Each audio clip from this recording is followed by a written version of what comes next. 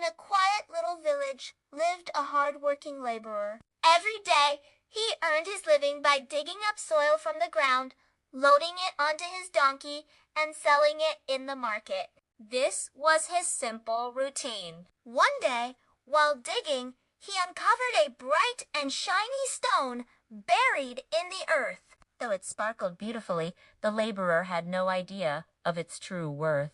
To him, it looked like nothing more than a pretty rock. Without much thought, he tied it around his donkey's neck as an ornament and went on with his work. The next morning, as he walked through the village, people noticed the glittering stone on the donkey. Among the onlookers was a wealthy merchant who owned a small grocery shop. Curious, the merchant stopped the laborer. "What is this shining thing tied to your donkey's neck?" he asked.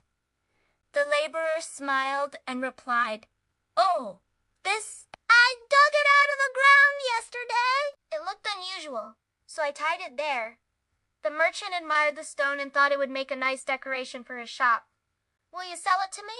he asked. The laborer thought for a moment and said, "Why not? If you like it, you can have it for 50 rupees.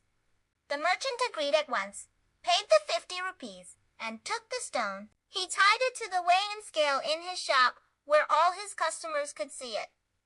Day after day, people admired its beauty. One afternoon, a jeweler entered the shop. His eyes immediately caught the sparkling stone on the scale. Stepping closer, he examined it carefully and, to his astonishment, realized it was not an ordinary rock, but a priceless diamond. Surprised, he asked the merchant, "Where did you get this stone? Why is it hanging here like this?" The merchant replied casually, "Oh, I bought it from a poor laborer for 50 rupees. It's just a nice decoration for my shop." The jeweler's heart began to race. He wanted it desperately. "Will you sell it to me?" he asked. "Yes, of course," said the merchant. "If you want it, pay me 100 rupees. But the jeweler tried to bargain. "No, I'll give you 80 rupees. Take it or leave it." The merchant shook his head firmly. "I won't take less than 100. If you want it, pay the price. If not, let it be." The jeweler frowned, thought for a while, and finally said, "Fine. I'll come back tomorrow. Maybe then you'll agree."